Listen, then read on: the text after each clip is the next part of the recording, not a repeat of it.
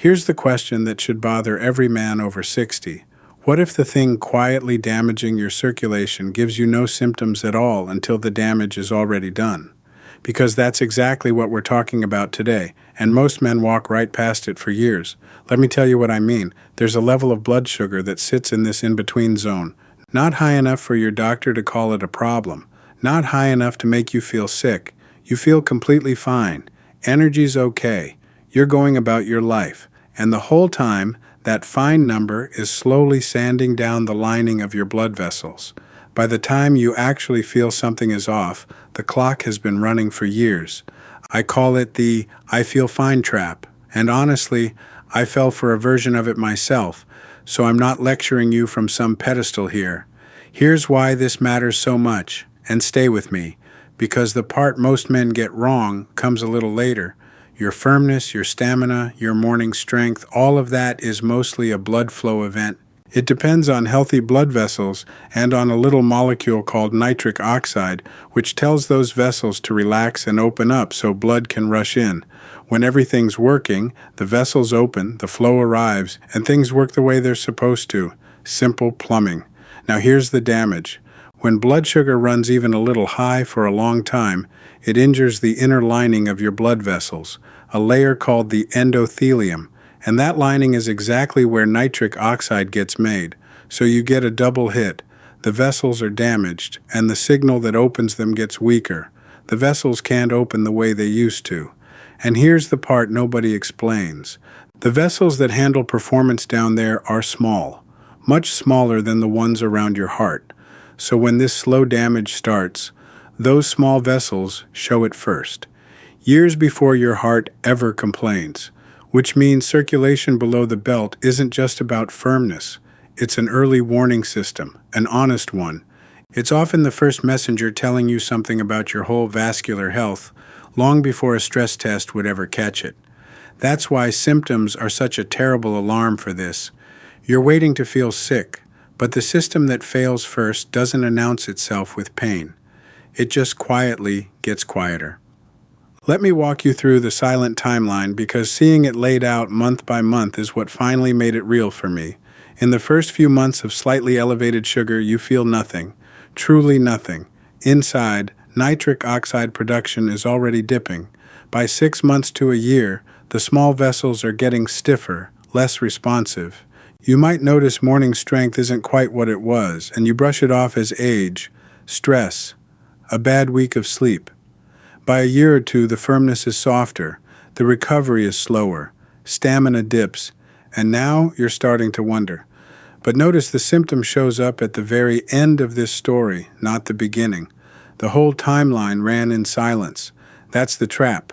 You judged your health by how you felt, and how you felt was the last thing to change.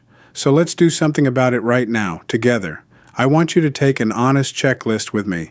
Don't just listen. Actually answer these in your head as we go. 1. Has your morning strength quietly faded over the last year or two? Gradually, not suddenly? Gradual is the vascular pattern. 2.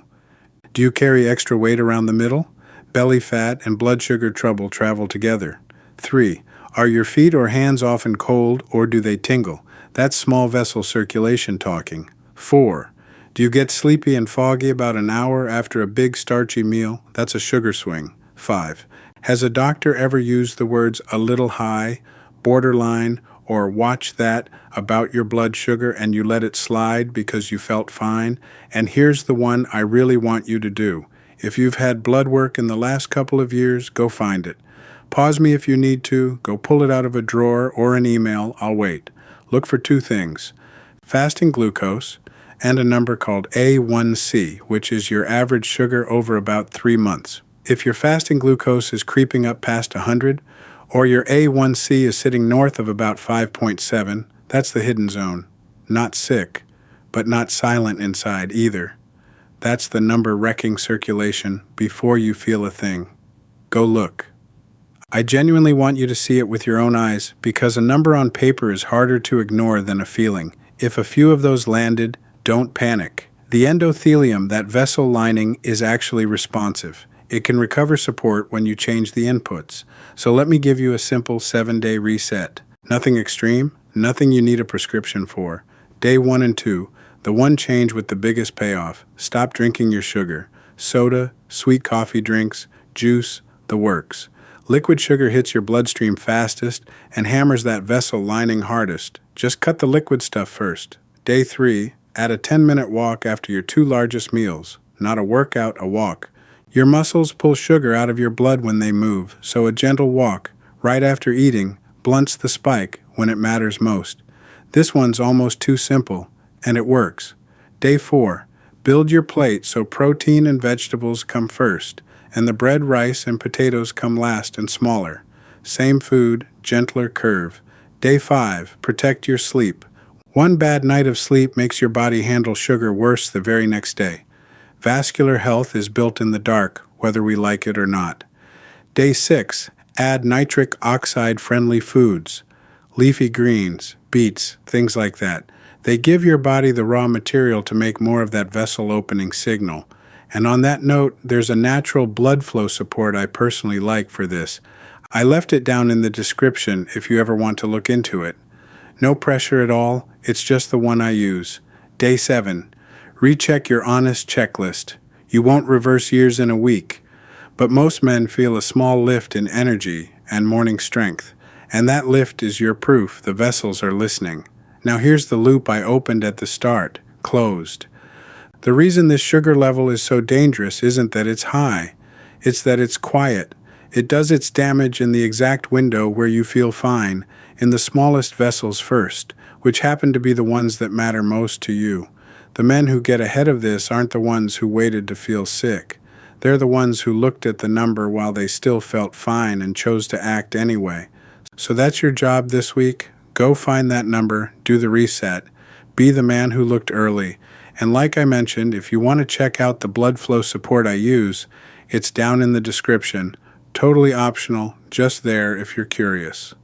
Listen, you don't have to overhaul your whole life. You just have to stop trusting I feel fine as your only alarm, because for this, it's the worst alarm you've got. Start with one thing today, the liquid sugar or the after-dinner walk, and let it build. Your vessels are more forgiving than you think, but only when you give them a reason to be. Just remember, everything I shared today is general education, not medical advice.